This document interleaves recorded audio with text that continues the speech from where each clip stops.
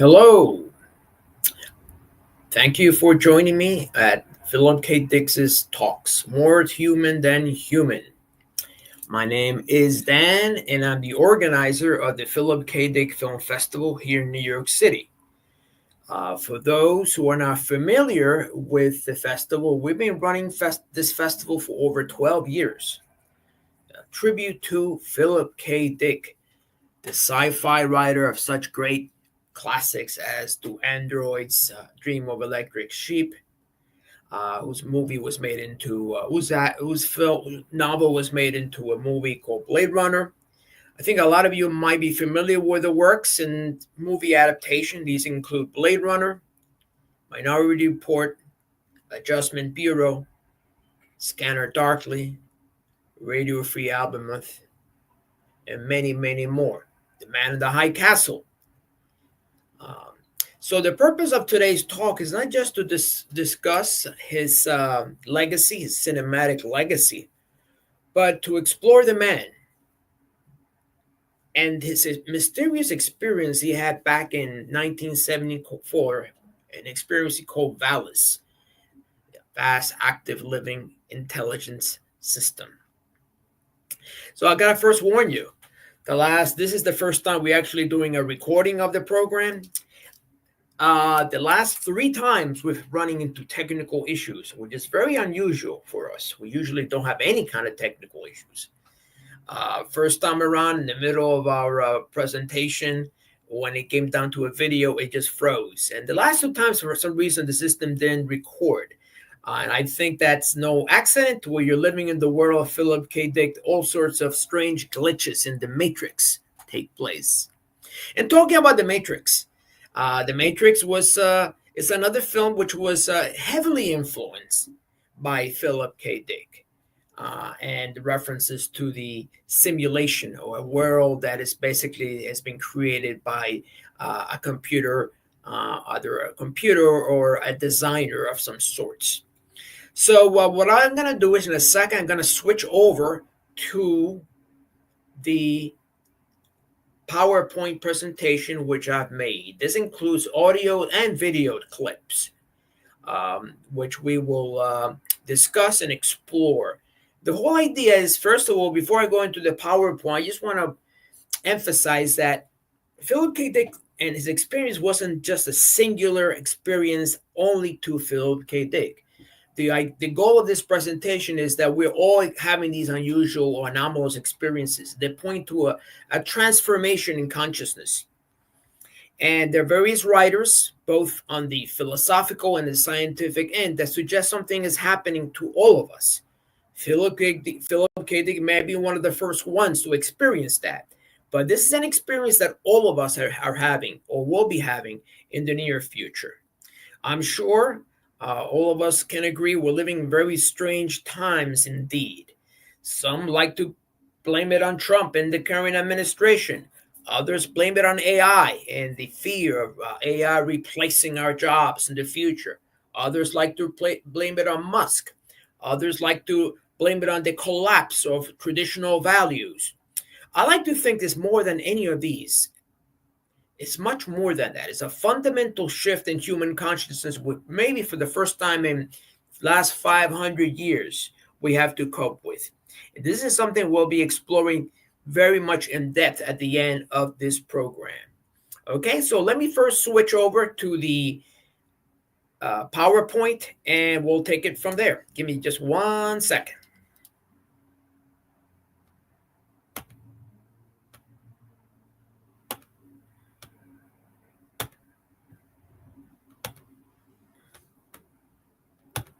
All right, great. Philip K. Dick and the Hidden Revelation. That's the name of today's talk. I'm Dan Abella. I organized the festival back in 2012, so a few days from his birthday, actually. And now we're actually entering our 12th season. And for those who are not familiar, we're actually doing an online and a live presentation starting April 2nd, running through the 6th. The live presentation in New York City will take place in 3 main theaters, one at the Producers Club, on Friday, April 5th. The second one at the large Cinema Village East, very large, classic theater, and the third one at Stewart in Brooklyn. So I hope all of you can meet us at the festival. In addition, for those who are just too far away, we do have an online presentation which will be available April 3rd. And also, we have an unusual news, which is that the Philip K. Dick Film Festival is partnering with Dystopia Media, and we are bringing you the best of Philip K. Dick shorts.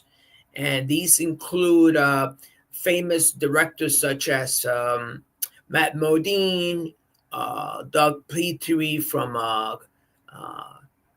Buffy the Vampire Slayer or Daredevil, all the way to actors such as Clancy Brown, Edward James Olmos, Keira Dulé, Margot Kidder. So make sure you check that out. That's going to be going into VOD shortly after the festival's over. And then sometime in the summer, it will be going to all the major streaming platforms. The name of this program is called The Unseen Realm. Make sure you check out the trailer. I think you'll be very much intrigued. That opens up April 2nd online here in New York City, but you can catch it anywhere you are in the world. Okay, so let's move on.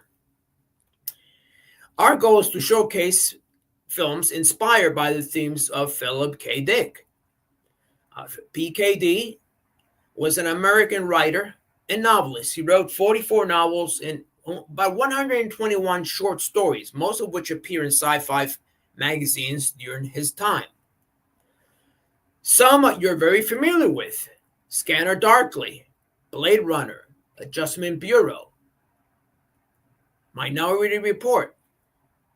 So the themes that PKD covers include very prescient current themes. These include transhumanism, identity, parallel universes, what does it mean to be human, and paranoia. Now, when he first wrote, these all were very much sci-fi themes. At that point, who was talking about transhumanism? Except some sci-fi writer, right? Or who was talking about parallel universes? That's just strictly sci-fi pulp fiction. But why is PKD so important? That's because we are experiencing something very unusual this day and age. For instance, when he first talked about the simulation or the fact that we are living in a computer-generated reality, that was in 1974. That's literally 51 years ago. At that time, you look, we will show you a clip of that event when he first announced it to the world. And take a look at people's reactions. Right now, this simulation is commonplace. Everybody's talking about a simulation. We're in a simulation. Neil Tyson talks about a simulation. So a lot of his ideas are becoming commonplace. Let's look at this fellow over here. So I'm talking about we're entering a new Caesarism. Genetic engineering. That vaccine you took a couple of years back, well, that's a gene therapy vaccine. That would have been literally impossible to do 10, 12 years ago. The theory was there, but the technology hadn't been developed yet. So a lot of the so-called sci-fi PKD talked about now is commonplace. Hell, even the U.S. government, they don't pass without the discussion of UFOs or UAPs, I like to call them right now. So what is going on? This fellow, we had the opportunity to meet of having at our festival 3 times. He's a physicist, and he is working on a way of sending particles back in time. According to him, there's a loophole in Einstein's field equations, which allows for particles to be sent back in time. What's stopping us is the engineering, not so much the ability to send particles back in time. Guess in the future, we'll find out, won't we? And also, as a point of reference, I wanted to mention the movie Terminator. Remember Terminator? There is a character in Terminator who is working on something very similar to what he is working on. So, are we heading to some sort of singularity? Is this what this all means? I mean, whether it be a merge with machine, a time travel twist in space time, what is going on? The spiritual traditions do talk about that. Rene Guénon spoke about a crack in the cosmic wall that would take place in the late 20th century, early first 21st century. He warned about the UFOs, or the possibility of these anomalous experiences breaking through the cosmic wall sometime around this time. And yet, PKD speaks of these events in his novels. In fact, he called himself a fictionalizing philosopher. Keep that in mind. He didn't just think about an idea and just started writing about it. A lot of these experiences he actually lived, personally lived. And he decided to write about them and turn them into novels, maybe as a way to explain what kind of world he was experiencing. Some people say that sometimes writing is a kind of self-therapy. So it may have been that PKD, not only that he needed to make money and he was being paid literally pennies on the dollar, but also he was trying to figure out what was going on inside his head. Now, there's no doubt that PKD did suffer from some challenges. He felt that his reality is out of place. His reality seemed somewhat too fluid. It wasn't solid enough. Some had to do with the sense of loss of his twin sister, Jane Charlotte Dick, who died a few weeks after his birth. That left him a sense of lack of completion in his life. Others, perhaps he had the kind of a agoraphobic response. Didn't stop him from writing an amazing number of novels exploring these themes, which are part and parcel of today's personal experience. He was being paid at pennies on the dollar. He did use amphetamines to maintain his frenetic pace. Some argue this massive use of amphetamines, along with a social anxiety disorder, may have contributed to many of the challenges, including 1963 experience. So a lot of people talk about 1974. That's when he had his VALIS 2374 experience. But actually, back in 1963, he had something very similar. He was walking down, and he remember looking a vision that harked back to his early terror. He looked up at the sky and saw a face.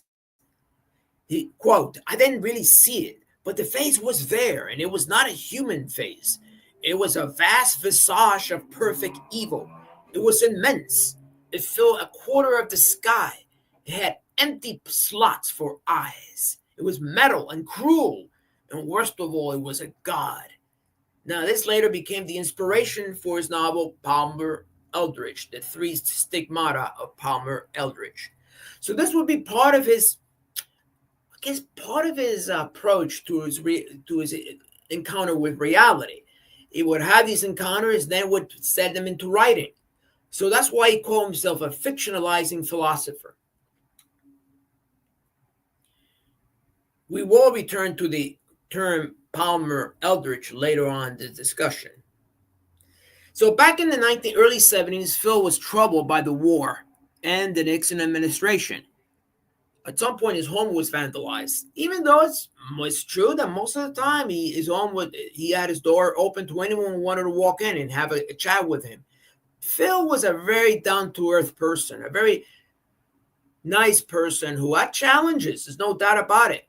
But he loved company as long as it was in his home. He was terrified walking out in the streets and often wanted to get back to his home where he felt more at its center, more at place. So it was not uncommon for him to have all sorts of characters walk in and out of his apartment. From philosophers, writers, to just junkies. He loved everybody. He embraced the diversity of people. Sometime in March 2374, between February and March, Phil was waiting for a prescription for a painkiller. He opens the door. He sees his woman, a dark-haired woman. He looks at a pendant she's wearing. You see the shape of the pendant in front of you. And then a pink beam shoots out. knocking him unconscious when he wakes up. So it is what is going on with Philip K. Dick. Well, let's take a look at his actual experience. Yes, he talks about it in his YouTube back in 1977. That a dark-haired girl shows up at the door of the protagonist and tells him that his world is delusional, that there's something false about it. Well, this did finally happen to me. I even knew that her hair would be black. I had an actual complete sense of what she would look like and what she would say. She did appear. She was a total stranger, and she did inform me of this fact, that some of my fictional works were in a literal sense true. I wrote out these dreams in novel after novel, story after story. To name two in which this prior ugly present obtained most clearly, I cite The Man in the High Castle and my 1974 novel about the U.S. as a police state called Flow My Tears, the Policeman Said. I'm going to be very candid with you. I wrote both novels based on fragmentary residual memories of such a horrid slave state world. People claim to remember past lives. I claim to remember a different, very different present life. I know of no one who has ever made this claim before, but I rather suspect that my experience is not unique. What perhaps is unique is the fact that I'm willing to talk about it. We are living in a computer-programmed reality, and the only clue we have to it is when some variable is changed and some alteration in our reality occurs. We would have the overwhelming impression that we were reliving the present, déjà vu, perhaps in precisely the same way, hearing the same words, saying the same words. I submit that these impressions are valid and significant, and I will even say this: such an impression is a clue that at some past time point, a variable was changed, reprogrammed as it were, and that because of this, an alternative world branched off. There you have it. Notice the expression on people's face, right? So when he got blasted by this pink beam, he woke up and he saw the world in front of him, Santa Ana, California, but he also saw beneath it another parallel world, first century Rome. And this is the world he doesn't talk about. His original transmission experience was this reality, which I honestly find it even more troubling than a reality of a world created by a computer system. He said he was transported to first century Rome while looking at the reality around him. There were parallel realities. And also, if you notice, he says other people may be having these experiences. Now, this is a very important point I will go back to later on. It's not just saying he's the only one, except they're not willing to talk about it. First century Rome, according to PKD, in his first interpretation of his experience, he felt that, some of you who might be of a Christian faith remember that it's been said that the Son of Man will not return before a generation has passed. Well, there you have it. Before, and that the Son of Man talks about the fall of the second temple. And it might have happened, according to PKD, that once the temple falls, the world comes to an end and enters a simulation phase from 70 AD to the present. Who's created that simulation? What do you think? It's Lucifer, the ape of man, copying God's creation. And this has been done in collaboration with God to test men. That's what PKD believed. Now, later on, he's moved away from that original interpretation and started to perhaps consider that it wasn't really first century Rome. It might have been some kind of transmission from a satellite, or maybe he had connections with a Gnostic called Thomas. he adds layers and layers and layers of interpretation. But according to what I've read, this was his first original feeling, first century Rome. Now, this is very important too. I will come back to it later on, why that first transmission is probably the more realistic transmission. So we live in a simulation according to PKD. Well, come on, that's just sci-fi. Okay. According to PKD, the empire never ended. So for some people, we're seeing the rise of a new Caesarism under the Trump administration. What are we to make of this simulation? Is this some kind of crazy talk on the part of PKD, or just some woo-woo stuff written by the Wachowskis? Well, here you go. This is Nick Bostrom. He's a well-known philosopher, University of Oxford, and he talks about the simulation. Let's hear him out for a second. Technological development go extinct before they reach technological maturity. So that's the first possibility. A second possibility is that there is a very strong convergence among all technologically mature civilizations, in that they all lose interest in creating ancestry simulations, as I call them. These would be very detailed computer simulations of people like their historical forebears, detailed enough that the simulated people in these simulations would be conscious. So the second possibility is that they just lose interest in doing this. And the third possibility is that we are almost certainly living in a simulation. So there's this argument that shows that one of these three is true. And the full argument involves some probability theory, but the basic idea can be grasped quite simply, which is that suppose it were the case that the first possibility did not obtain. So then some non-trivial fraction of civilizations at our stage eventually reach technological maturity. Then suppose the second possibility also does not obtain. So some non-negligible fraction of those mature civilizations are still interested in using the resources to running ancestry simulations.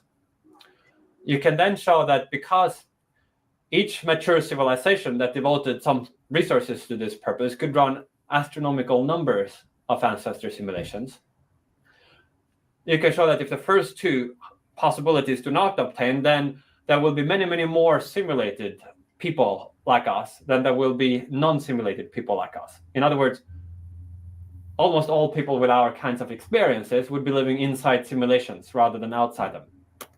Here you go. I mean, this goes on for about 30 minutes. Those who are interested in listening to him, I'll send you the link on the chat. So here he is, Nick Bostrom. Well, look, it's a philosopher. Come on. They always have these strange ideas that no one can connect with, right? But what about this fellow? You heard of Neil deGrasse Tyson. Now, for those who have heard and follow him and Star Talk, he can be pretty down to earth in terms of what's really going on, right? I mean, it's not like the first thing that comes to mind is the more far-fetched, bizarre idea of the nature of reality. But let's hear him out for a second. Give me 1 second here. 1 second. Elon Musk says that we're living in a simulation. He's not the only person that theorizes this. Basically, we're in a video game being controlled by higher beings, and we're all just like in Super Mario Brothers. Yes. I wish I had a good argument against that hypothesis, and I do not. So you think it's very, you think it's probable? If you're playing Mario, Super Mario, and there he is jumping. Well, right now it's Fortnite. Okay, there you have it. This is also, I'll send you guys the link. So here, in another video, Neil is quoted saying the chances that we are living in a simulation are more than 50%. But this begs the question, people. These technological super beings that can create an entire universe or a super being, it seems to smack out of something straight out of the Avengers or Thanos, or perhaps these philosophers and scientists are not asking, perhaps this is a proof of the existence of God, of an uncreated being Because what kind of technology would you need to have to create an entire universe, right? So this is something that Philip K. Dick had no issue, no problem talking about. So let's move on. So the divine madness that he had, this pink beam knocked him out, and for several years he experienced that divine madness inside him. So even though it was very jarring, there was a lot of good stuff that came out of it. At one point, when his son got sick, and he had this almost sixth sense that he was terminally ill, that he needed immediate attention. It turned out that he had an inguinal hernia, and that he needed, and this hallucinated voice urged him to seek medical help right away. Phil's health got better, and for those couple of years, but then, like happens to all the saints and the mystics and the prophets, the divine fire leaves him, and he felt desperate. He felt the being was benevolent, and the transmission came from somewhere else outside this universe, and he called it vast, active, living, intelligent system. Phil's experience of this divine madness for some time was great until it left him in despair, drive him to an attempt to commit suicide. Many critics of 2374, they refer to a psychotic break from just way too much drugs. Too many drugs, LSD, heroin, who knows, right? That's the idea. And you even come across that these day and age.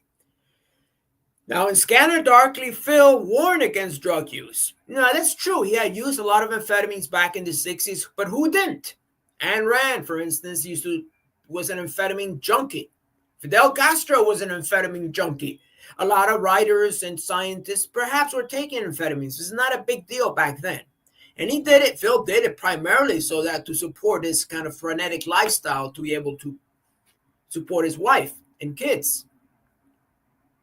He did admit he did take acid once, but that was it. I mean, I get a sense that Phil's reality was already different from the very beginning, perhaps from the time he was just 4 or 5, 6 years old. He talks about how at one point his father was walking around with a gas mask, and that kind of terrified him. But there's something much more, much deeper that runs through his thinking, through his writing. And this is something you see in the writings of other people. I believe that Phil, the 2374 VALIS, was an authentic mystical experience. Many saints, mystics, prophets have talked about this divine fire that PKD had. PKD's VALIS experience is part of a larger process undergoing humanity. Now, in 1973, his friend Robert Anton Wilson, Raw, started receiving transmissions from our star system, Sirius. And it was telling him all sorts of things. These transmissions lasted for a short while, but both Robert Anton Wilson and PKD were speculating what was going on. Clearly, they could not have been going crazy at the same time. Clearly, there was something else taking place. PKD was a big fan of the I Ching. So was Carl Jung. So were a lot of great Terence McKenna. So was Robert Anton Wilson. Anyone who's ever used the I Ching, it's amazed by its prophetic quality. So I Ching basically selects patterns that the person is experiencing that day. It's not an oracle per se. It's not going to tell you exactly what's going to happen, but it tells you where you're heading with this line of thought. And I personally did it for 2 years, and I found some of these synchronicities awesome. Now, this fellow claimed, you may have heard of him, seen him, Carl Jung, says synchronicity is an ever-present reality from those who have an eye to see. Now, Carl Jung did have something go through a series of shifts and changes very similar to PKD, and he wrote about it called the Red Book. Now, from what my readings is more of an interior process, what Carl Jung was going through, whereas what Phil was going through was an exterior process. But nevertheless, both of them had experiences, an encounter with the transcendental. Now, Carl Jung liked to talk about the archetypes, and perhaps at the end he referred to a specific mentor that would help him and explain the nature of reality.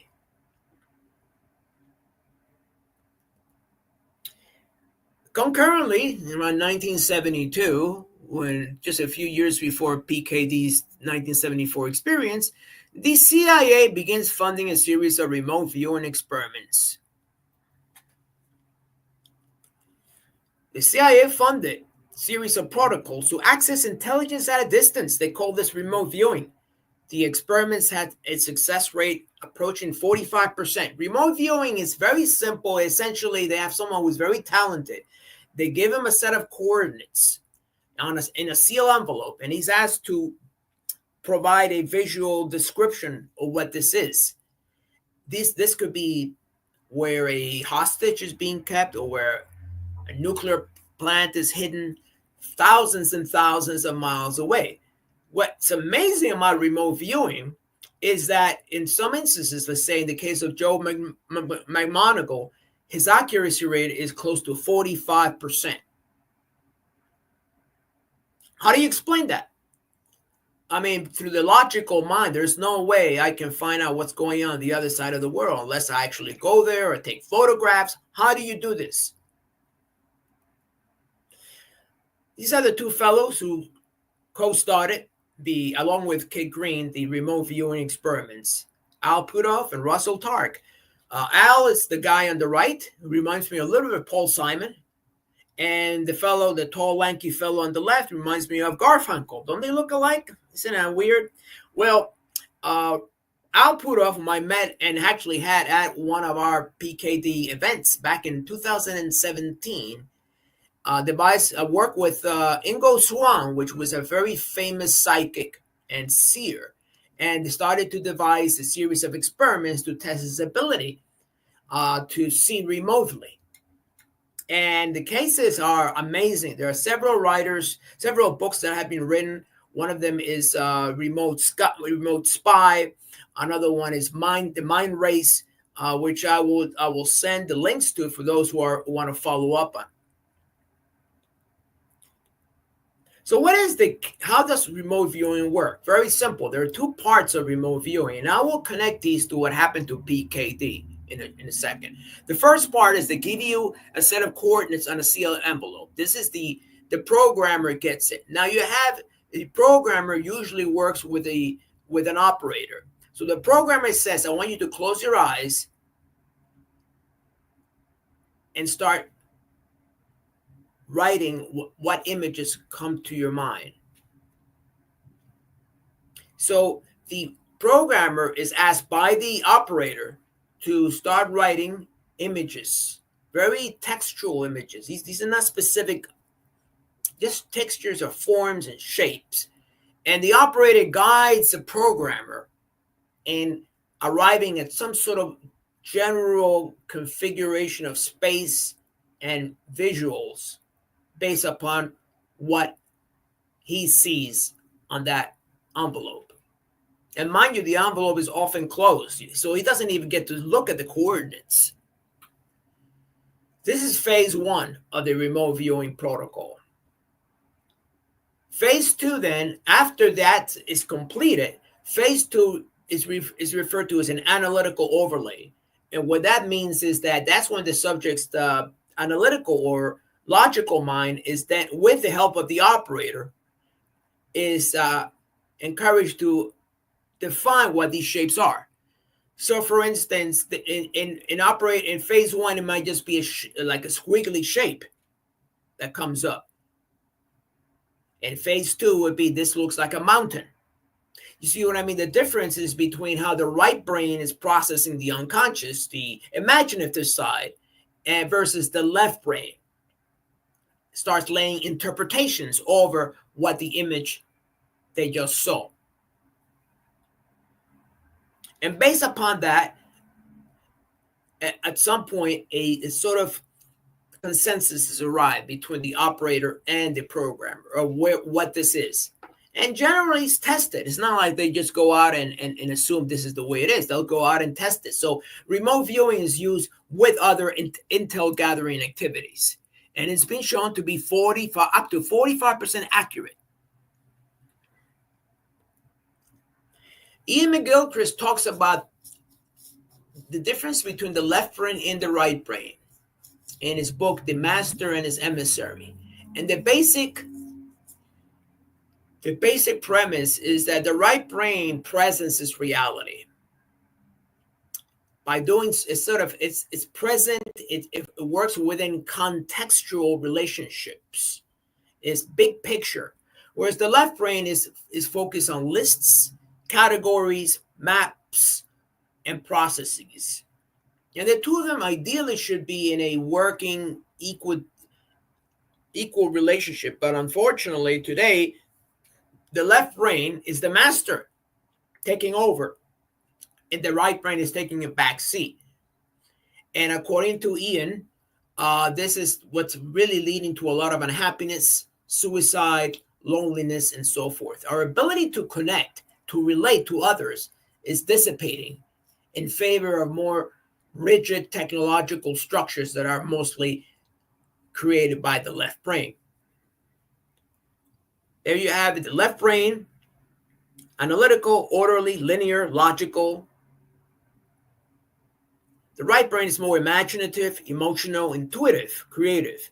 So back to the remote viewing experiments, when they ask him what is that image that comes up without describing what it is, but just an image, just write down that image. They're focusing on the right brain, the imaginative, the intuitive. At some point during the analytical overlay, the shift takes place to the left brain. What is that image? Is it a ship, or is it a boat, or is it a container, or is it a house? See, that's more left brain. Now, in the case of back to Phil's 2374 experience, the original transmission was, I would say, would be the right brain transmission. The right brain, the idea that these parallel realities coexist with us. Parallel universes. They literally, that we're right now is still in first century Iran. Now, a few years later, he starts talking about other things like an zebra, some kind of being that mediates between God and mankind, or Gnostic Thomas. What I would say at that point, he's adding and adding and adding more analytical overlays. And that's why if you ever try to read the exegesis, which an 8,000 page manuscript, it's crazy. At one point, he's talking about the archetypes. Another point, he's talking about beams. It is impossible. It's very frustrating to read. There is no coherency. Now, to Phil's credit, he was using his left brain. He's using his critical thinking, not to arrive at some sort of fanatical interpretation of reality, but to always explain what happened to him that 2374, to his credit, because he could have very well been or created a relationship, but to his credit, he didn't. So our ability to be critical, that's more left brain, critical thinking. That's more a left brain asset. That's very important. But at the same time, I would say that the original transmission is also very important, that he sees a parallel reality occurring right before him. Now, let's look at the case of Jill Bolte Taylor. Back in somewhere in the, I believe in the late 90s, quote me on this, she was a very hard-driven, left-brain scientist. She was at top of her class, at top of her group at Harvard. She was working on neurochemistry. At one point, she had a stroke, and her left brain went offline. What that means is that for 5 years, when her parents were taking care of her, all she experienced was right brain processes. And what she talks about in her book, The Stroke of Insight, is that there was a sense of oneness with the universe, that the distinction between self and other had dissolved, a sense of bliss and peace and being at home. Something that a lot of long-term meditators often experience. Well, she had that for 5 years. And when the left brain process came back. The anger, the control, the obsessions came back as well. Now, she's written about it in this book, Stroke of Insight, and it's also written another book, Whole Brain, where she encourages people to really, it's about using both sides of the brain. This is a first case indication that a lot of these mystical experiences might be at the physiological level a right brain override. Or by meditating, you kind of calm down the left brain, the default mode network, and be able to access what's on the right side. Let's look at autistic savants. Any one of you're familiar about these kids. Any one of you have seen Rain Man? Well, these kids exist. For instance, you throw 10,000 matches on the ground. They'll be able to tell you exactly what is the number within seconds. They're able to tell you, well, when does June 3rd, what day of the week does June 3rd fall in the year 2937? And within a second, they'll say a Tuesday. On the other hand, if you ask them simple questions like how much is 17 and 17 add, they'll say 22. So the basic math, which is more left brain processing, they can't, since most of them are deficient in left brain processing, they can't handle. Right brain processing, they're geniuses. That's why they call autistic savants. Now here is a video, video interview I had with Diana Hennessy Powell, which I did back a few years ago. We discussed autistic savants. And she's right now in the process of raising funding to explore their abilities, because their abilities to almost to unpick and select information from the other person is uncanny, bordering on the telepathic. Let's see what she has to say about this. Fast forward a little bit. Operating at a much faster processing speed than the rest of us. That's one way to interpret that. Their ability to find. Let me just raise the volume here a little bit. I think it's a little low, so people can hear it. All right, that's good. Sorry. Okay. With Tom Cruise and the Rain Man, which was, because up until then, even the term savant was actually, this is an abbreviated version of something a little bit more pejorative at that time. The idiot savant, which then, of course, people realized there's nothing idiotic about him. There's this very special. The book that you have here, do it in. Let me see. Here you go. 100% accurate. The child and her therapist are seated alone in the room, together at a table, separated by a tall partition that prevents eye-to-eye or physical contact. Cards with randomized numbers, words, sentences, pictures, and equations were hidden until the experiment. The therapist viewed them one by one on her side of the visual barrier, and then asked Healy what she was thinking or looking at. Healy pointed with her wooden pencil inside characters on stencils with her right hand to select them, and then entered them with her left to a device that converts text to speech. You'll notice that there are no characters for division. So I want to stop here for a second. I want to understand what to explain what's going on here. The scientist on the right is looking at a series of numbers on that board. Okay, then she passes this page to the kid across a barrier. Now the kid is able to write down what the scientist is looking at, even though there's a barrier that is separating both of them. So the therapist had to tell Haley when these occurred. You'll also notice that her answer is 100% accurate on 18 out of 18 digits. This is just one of 10 equations that she did in a 10-minute period, with accuracy above 90% each time.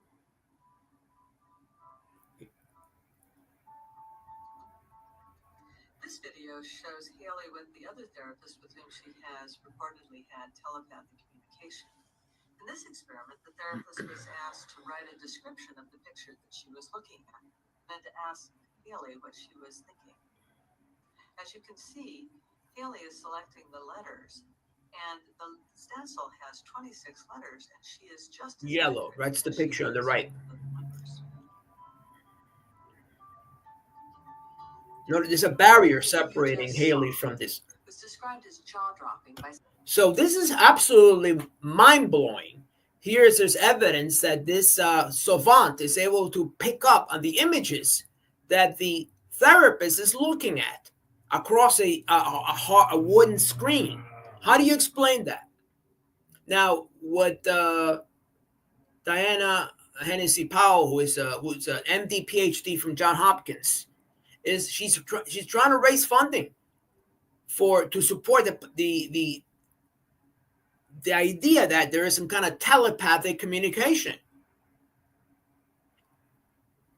We've seen that in the case of remote viewing. We've seen it in the case of autistic savants. Something is happening. Their right brain's ability to process and organize and engage with reality way transcends the left brain. The left brain tells us this is all there is in reality. Whereas the right brain is saying there's much more to reality than what we're looking and experiencing right now. Let's move on to the... this is the book where she discusses that. The ESP Enigma. Now, how do you explain that? Well, how is it possible that the right brain can access complex layers of reality which are not available or accessible to us through the left brain? Well, this fellow, along with the other scientists, have postulated this idea that the universe is a kind of gigantic hologram. Now, for those who are not familiar with holograms, have you ever watched those three-dimensional images that are transparent, that are created with lasers? These are holograms. The thing about a hologram, the hologram is created by, first of all, it's created from a holographic plate. So you got a laser beam that shines an image on a character. Let's say Mick Jagger, bounces off the image.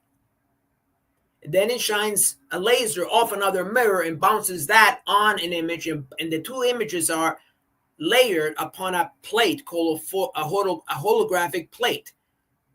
Now, when another laser beam hits that holographic plate, then the hologram of Mick Jagger is created. Someone who looks exactly like him, a three-dimensional, full representational hologram.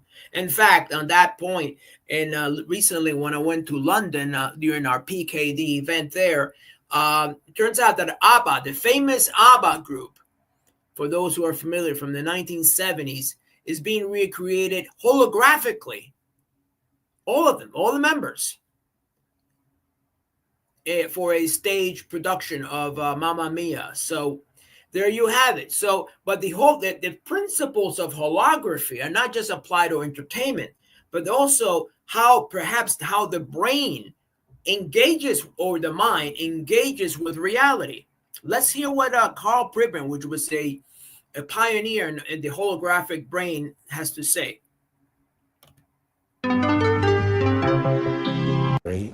Is based on some insights that Dennis Gabor had. He's the inventor of the hologram, and he obtained a Nobel Prize for his many contributions. He was a mathematician, and what he was trying to do is develop a better way of making electron micrographs, improve the resolution of electron micrographs. And so for electron microscopy, he suggested that instead of making a photograph, essentially, not with electron microscopes, we make photographs but using electrons instead of photons. And he thought maybe instead of making ordinary photographs, what he would do is get the interference patterns. Now, what is an interference pattern? When light strikes, or when electrons strike any object, they scatter. But the scatter is a funny kind of scatter. it's a very well-regulated scatter. For instance, if you defocus a lens on a camera so that you don't get the image falling on the image plane, and you have a blur, that blur essentially is a hologram, because all you have to do is refocus it. You So see. contained in the blur is the actual image. That's right, and but you don't see it as such. And so one of the main principles of holonomic brain theory, which gets us into quantum mechanics also, is that there is a relationship here between what we ordinarily experience and some other process or some other order, which David Bohm calls the implicate or enfolded order, in which things are all distributed or spread. And in fact, the mathematical formulations are often called spread functions that spread this out. Now, what you're talking about here is the deep hologram. structure of the universe, Fine. in a way, under beneath the subatomic level, virtually. That's right. Of matter itself are these quantum wave functions, so to speak, and they That's right. form interference patterns. Would I be wrong in saying it would be like dropping two stones in a pond, the way the ripples overlap? And is that like Certainly an interference? That's certainly the way interference patterns are made. And you're yes. suggesting that at that very deep level of reality, something is operating in the brain itself. Well, no. Okay. In a way, that's possible, but that's not where the situation is at the moment. Okay. All we know is that the mathematical descriptions that we make of, let's say, single cell processes and the branches from the single cells and how they interact with each other, not only anatomically, but actually functional interactions, that when we map those, we get a description that is very similar to the description of quantum events. When you take into account that there are billions of these single cells That's right. operating in the brain. And the connections between them. So there are even more, there are trillions of connections between them. And they operate on the basic principles that have been found to also operate at quantum level. Actually, it was the other way around. That the mathematics that Gabor used, he borrowed from Heisenberg and Hilbert, who developed them first in mathematics for Hilbert, and then Heisenberg used it in quantum mechanics, and then Gabor used it in psychophysics, and we've used it in modeling how brain networks work. So, in other So just to unpack for those who are not familiar, what he's saying is that the way the memory is distributed in the brain seems to the way it is seems to be like a holographic distribution. So you can take a brain and cut it in half, and the memory will still be there. Less focused, but it'll still be there. So what he's suggesting that the brain is a kind of hologram or process like a hologram. And what other writers, including Michael Talbot and David Bohm, suggest is that when our brain engages with a larger holographic universe, there are moments of connection. These moments of contact between one hologram and the larger hologram that is around us leads to a synchronicity, leads to telepathy, leads to these anomalous experiences that people are having. And he's a PhD and actually passed away a few years ago, but let's move on. So far, what have we seen? Remote viewing, autistic savants. There's something on the other side, the mind, the brain, or something else is giving us access to intel, which ordinarily we wouldn't be able to have. Let's look at Jacobo Greenberg. He was also a PhD, studied at the Brain Science Institute here in New York City in the 1970s. He was a Mexican neurophysiologist, and he also was focused on holograms and holographic projection. And he actually started looking at young children, and he blindfolded them, and he asked them what was on to read a book, blindfolded. And many of these young children, after preparation, were able to actually decipher what's on the book by just passing their hands over the book. It's called extraocular vision. And there is some research both on this side of the border and the other side suggests that's something that people can develop. But also, let's look at this example. This fellow, this woman actually, she worked with Dr. Greenberg, and she was actually back in the 1970s. She worked with NASA for a few years. They were interested in her abilities. Let's see what she has to say here. I can get the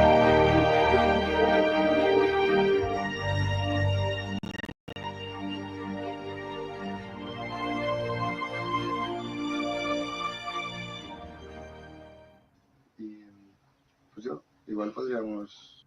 All right, sorry. Let me see here. Entero. She's blindfolding the woman. Sí, por encima de la oreja, más cómodo. Poderlo Encima de la oreja o. Sí, está bien así. ¿Sí ya? ¿Sí? Sí. Ok. Ahora usted nos diga lo que... Sí, usted póngame lo que.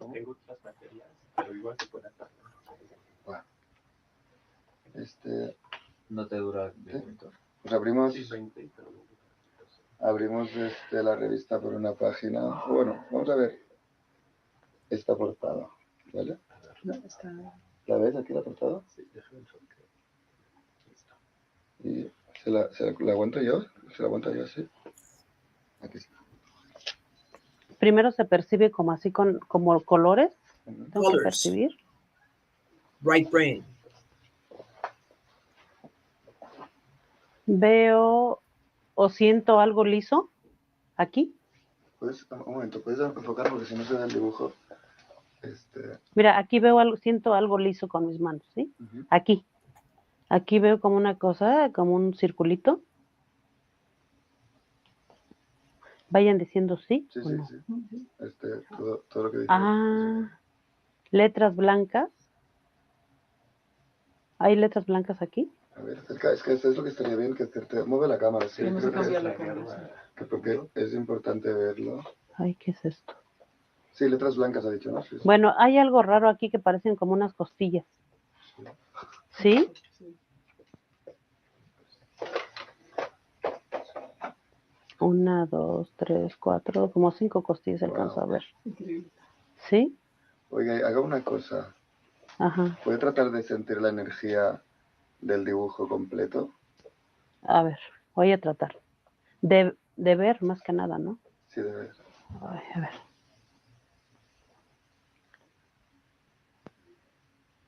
Ay, aquí veo como lo de...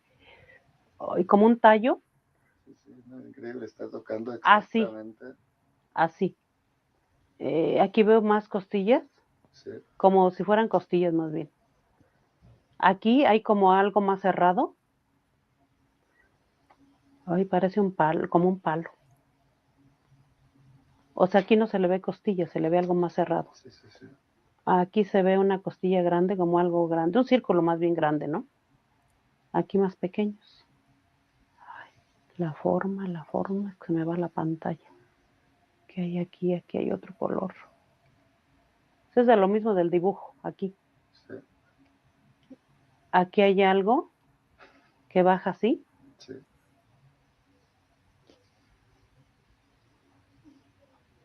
Ay, acá veo unas cosas más. Well, this goes on for another 20 minutes. Now, some of you might be saying, well, come on, those blindfolds probably should be able to see it. It's not controlled. Yeah, absolutely. I agree.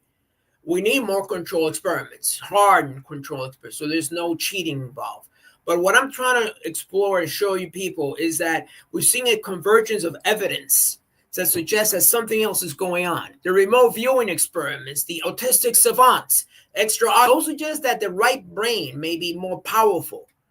And this is the gateway to perhaps this is the gateway that PKD access involuntarily through his VALIS experience. So this is something we really need to explore.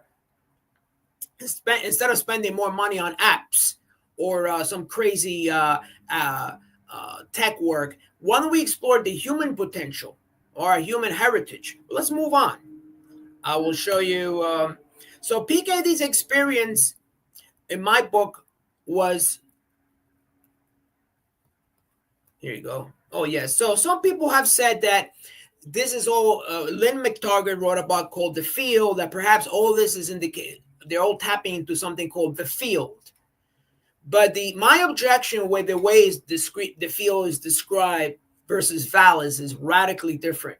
The field seems to be a place that you can just access on demand, whereas VALIS is a divine intelligence that wants to share its intelligence with you. Very different relationship.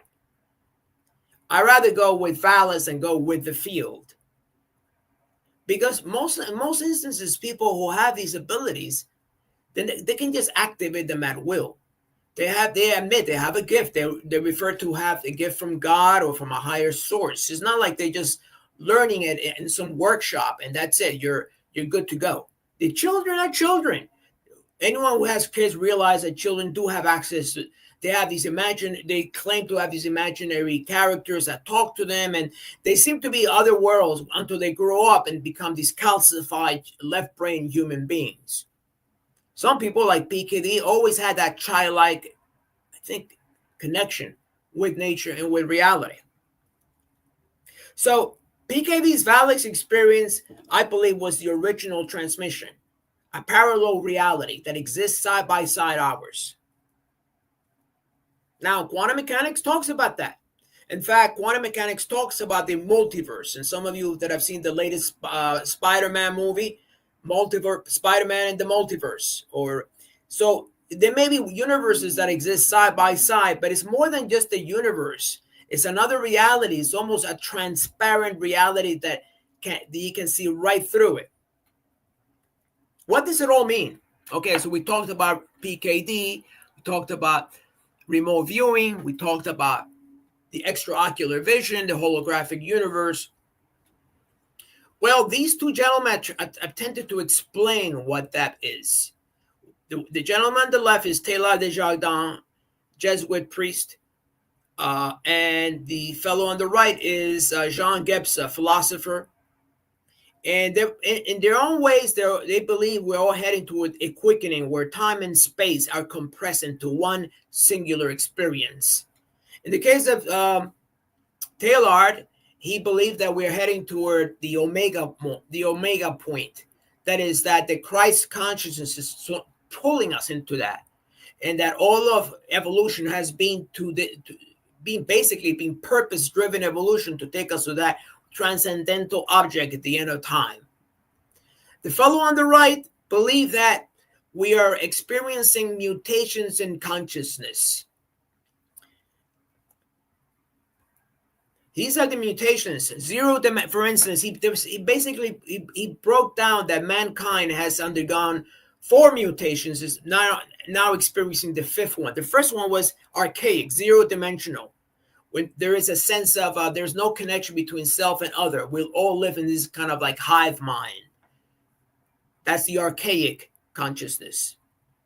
The magical is you see in the magical the differentiation now between self and other, but through intermediary processes or beings. By the time the mythical comes around, and each age, by the way, or each mutation in consciousness takes usually 2,000 or 3,000 years. The mythical, now we're seeing the heroes in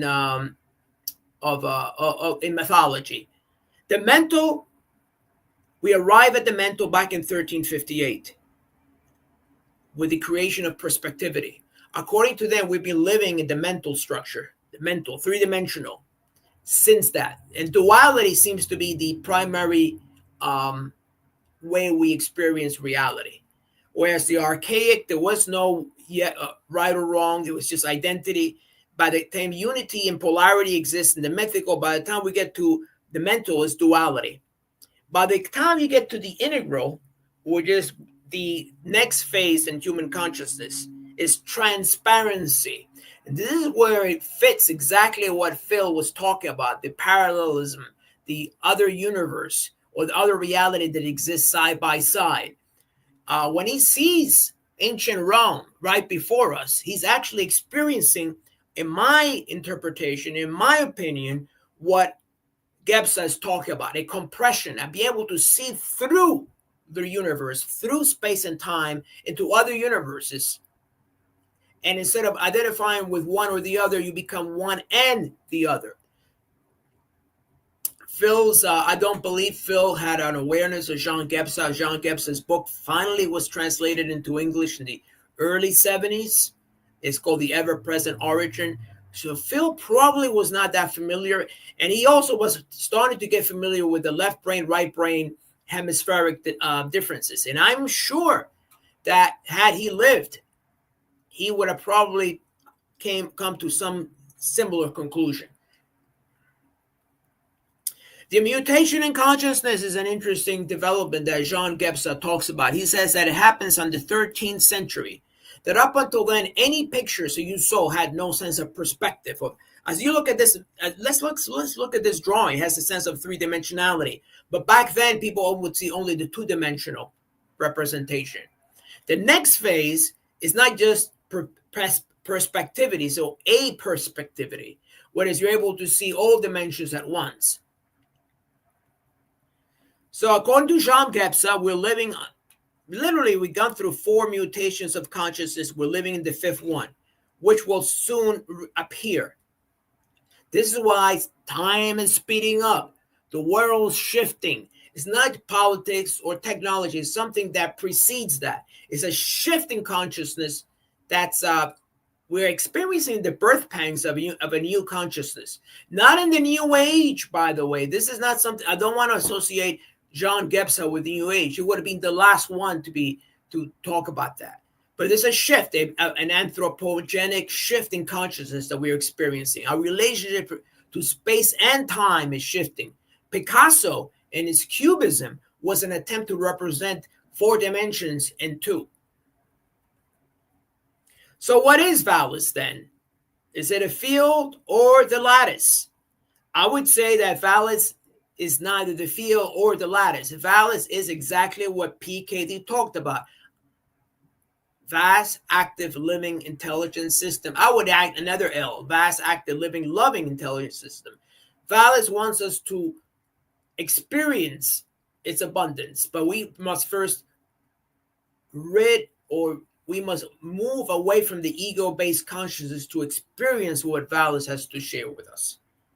So back to 1963, a lot of people believe that Philip was a Gnostic. He believed that the world was essentially this, it was a play between a creator God, from which VALIS, and this demiurge we call Zebra. He calls some kind of a lifeless machine.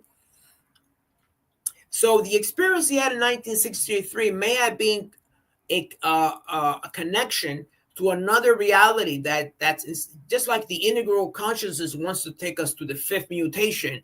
This experience, the Cthulhu, which I refer to this Cthulhu mythos, it wants to take us back to the mythic or the archaic atavisms.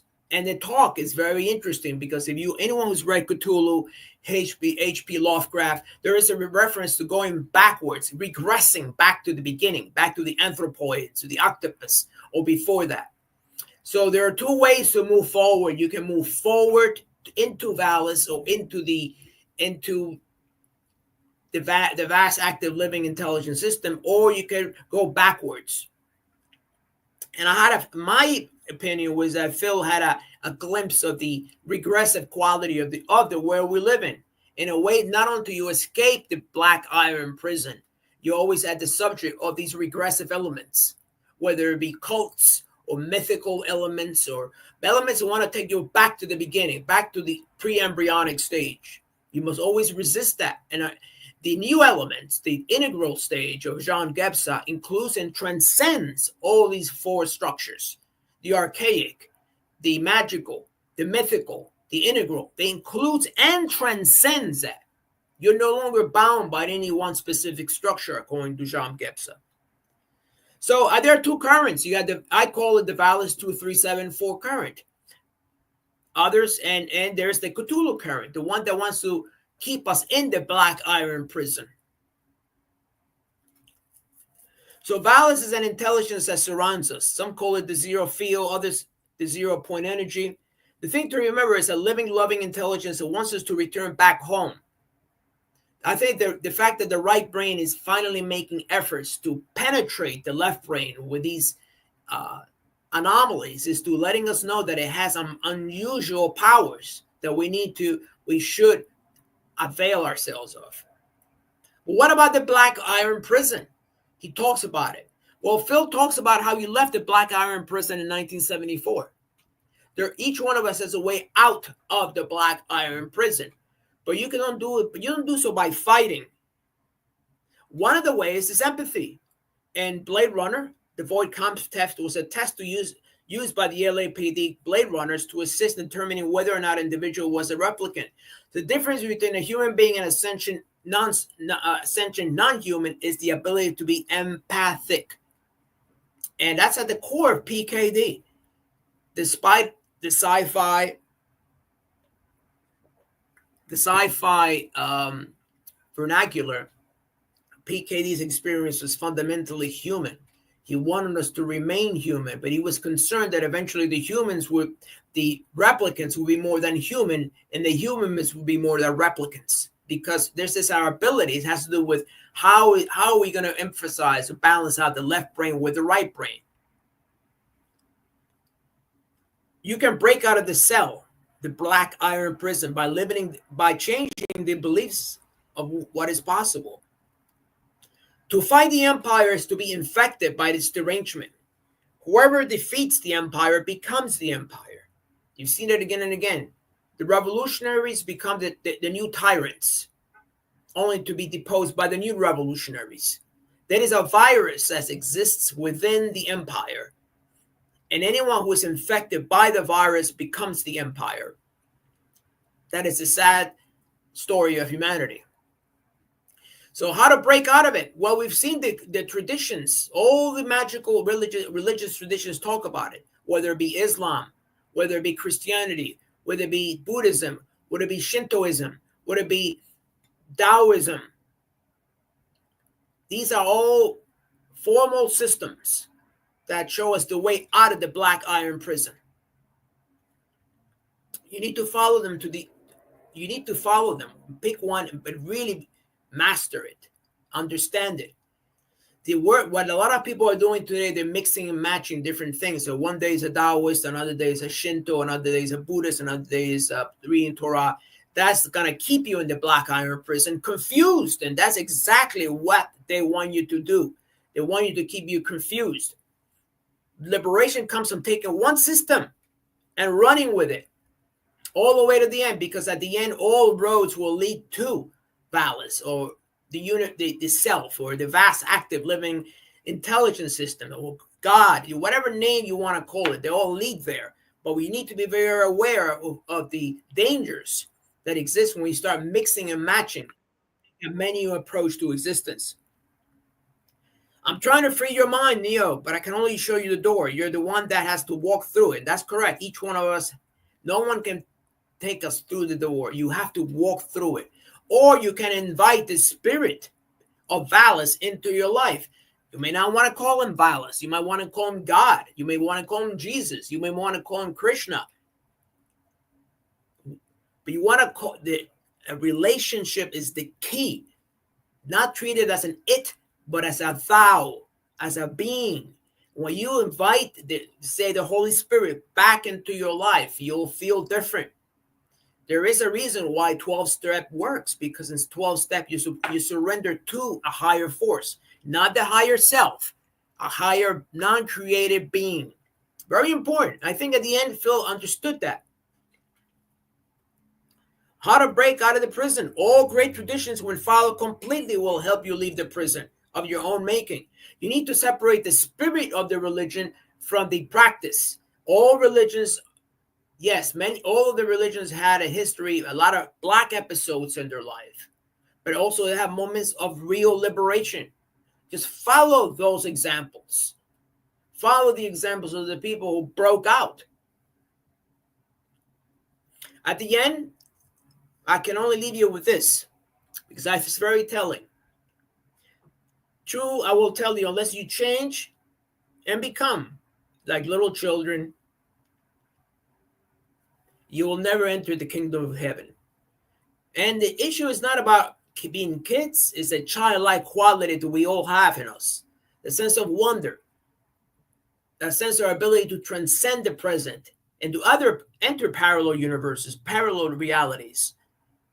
Be able to see that other realities coexist with ours without being pulled by them. You're in the world, but you're not of the world. And the result is a kind of an epiphanic transcendental experience. The children have that. They don't talk about it. They don't use words like this, but they have it. And the sad thing is when we see a child lose that sense of wonder and become this hardened, driven human being, something is lost there. So I feel in my interpretation of this statement is that we'll always remain childlike in our engagement with nature. You will find yourself surprised by what it has, whether you want to call it VALIS, call it the Holy Spirit, call it the kingdom of heaven, call them the great awakening, but understand it's coming from the other side.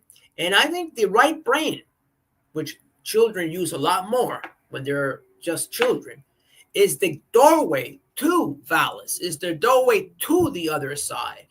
Through the right brain can you get to the other side. The right brain is really the master, not the emissary. We need to reverse the polarity and give the right brain the due, the respect it needs, because through the right brain we can become like children and thus enter the kingdom of God, kingdom of heaven. So this ends my talk.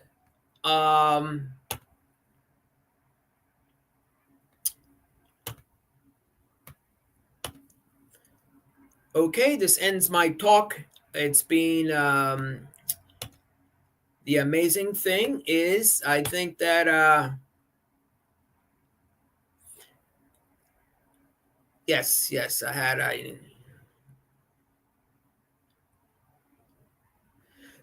need some people are saying frontal lobe epilepsy in the DSM. I don't believe he had that. Oh yeah, so you could say St. Paul had frontal lobe. It means nothing. The bottom line is the experience we're seeing from a convergence of evidence. And as for paranormal mumbo jumbo, well, you want to believe that, you can remain in your left brain consciousness. I have no issue with that. But I've seen the other side. So if that's how you defend yourself against the possibility of the unlimited, that is your choice and more power to you. But I believe that the brain and the right brain, I personally work with people who are, I'm a therapist by trade. So I work with PTSD, I work with vets, I work with people. I don't just do organized festivals. So I've seen the other side. I'm not talking, this is not book learning, and I'm familiar with Jung's archetype. Frankly, Jung is overrated. So you want to talk about pseudoscience? Pseudoscience is the key. That's more power to you. But I like to believe that the other side, because at the end of the day, that's what's going to save us. And yes, the brain is not the mind. That's correct, Tessa. I'm glad for you for being here. Tessa is the wife of Philip K. Dick. The brain is not the mind. I think the brain is all representations. The mind is where it's at. And it's the mind that we need to reconnect. And again, people, I am not claiming to have the truth here, but I want to start a dialogue that goes beyond just books and academic mumbo jumbo that a lot of people get involved with.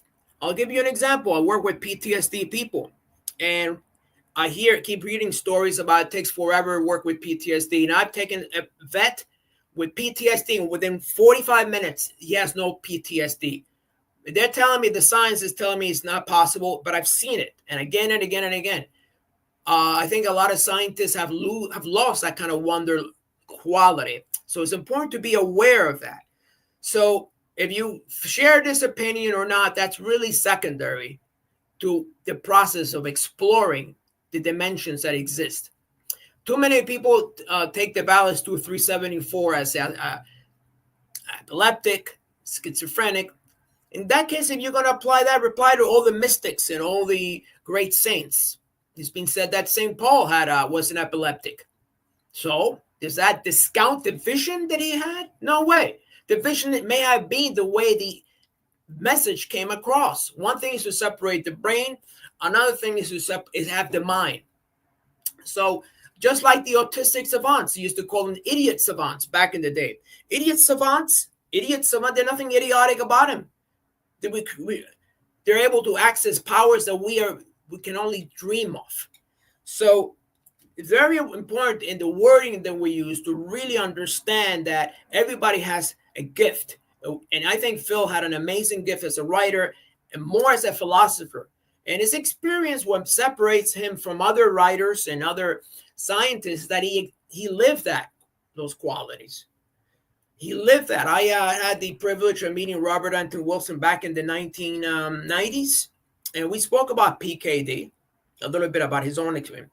And it seems like there's a lot of stuff that is starting to come out. The PKD experience, or the VALIS 2374 experience, is absolutely not singular. Read Jean Gebza, those who are, read Taylor Desjardins.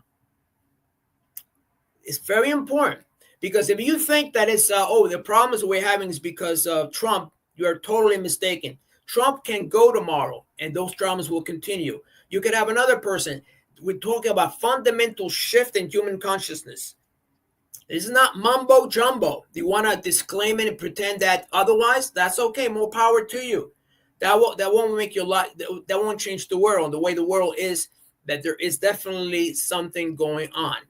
And if you don't open your eyes and open your ears, that tidal wave is coming. There's a giant tidal wave of shift.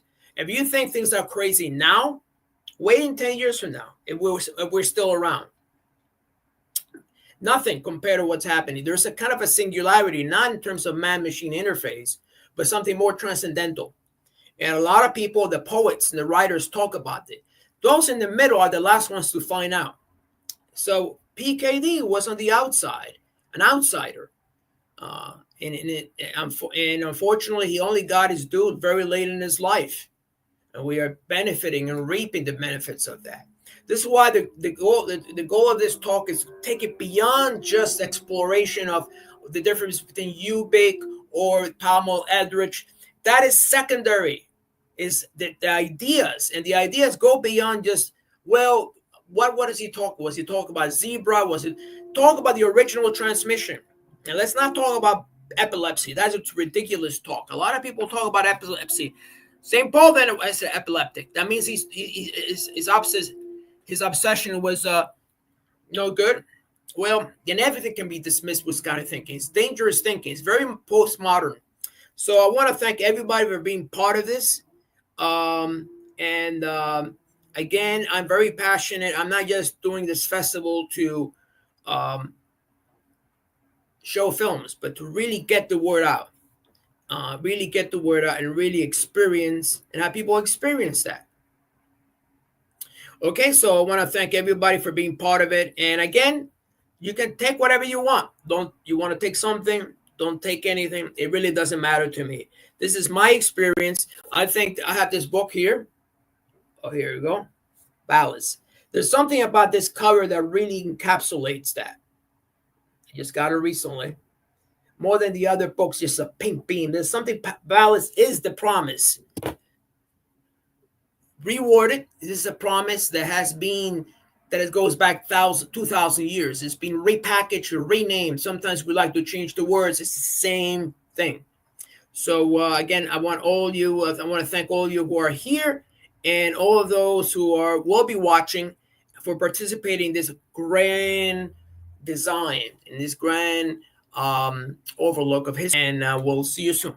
Bye-bye.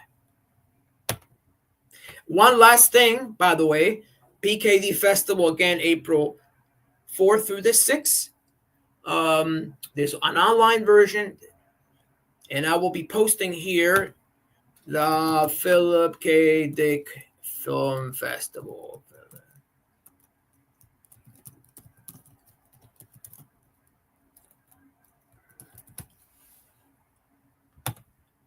There you go. The festival is April 3rd through the 6th.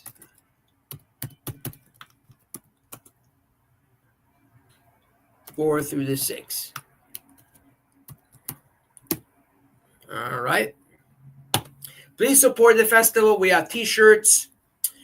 We really need it. A lot of festivals are having experience. There is a since the pandemic, there's been a real shift in viewing habits by people, and it's sad because a lot of sci-fi festivals are closing. Last one I heard is Other Worlds in Austin. It hasn't done a festival in 3 years, so do support us because we really need the support of filmmakers and people like you to keep the mission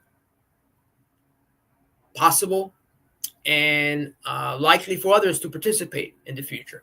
Thank you very much, and you have a good day.